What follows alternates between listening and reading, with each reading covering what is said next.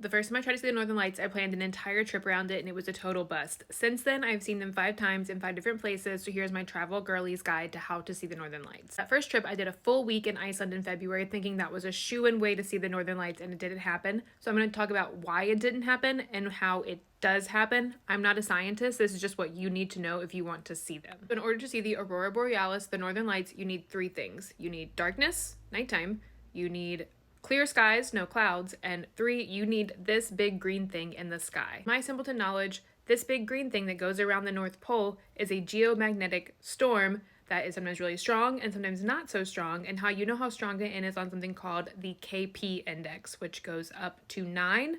9 is really high, crazy aurora, and 1 is none. This photo shows a 3 KP index, and I'll move my head because you can see the likelihood of aurora is green to red. So this is like you might see them probably faintly if it's clear out that night. Here is an example of a KP index of 8. So as you can see, this is a much bigger solar storm this night, and the likelihood is super high, covering more of the country. So this is an app just called Aurora where you can see the KP index, or you can just Google Aurora forecast place you want to go. If it is above 4, you should go lights hunting that night. If it's 2, probably not. No matter what the KP index is, it could be a KP index of 8, and if you have full cloud cover or it's not dark enough, you're not going to see anything. If you go to Alaska and you look at the cloud cover map and it looks like this, you're not seeing the Northern Lights. That's what happened to me in Iceland. It was cloudy for a straight week, so no matter what the KP was, I couldn't see anything. You also need darkness, so that's why in Alaska or in northern Norway, Finland, Sweden in the summer,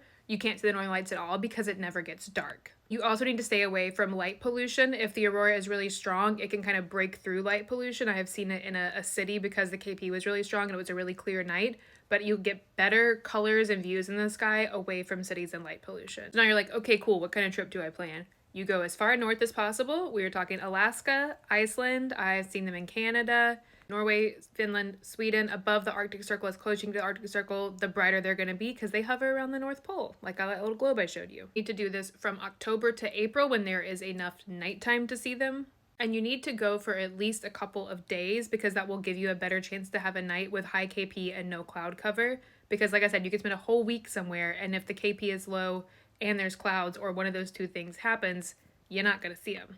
Also, this is a priority for you. You can't go on a week-long trip and book your Northern Lights tour on night 5. You need to book it on night 1 and be checking and trying every single night of the trip because they are fickle, and if you miss them, they may not happen again. Good luck. Happy aurora hunting.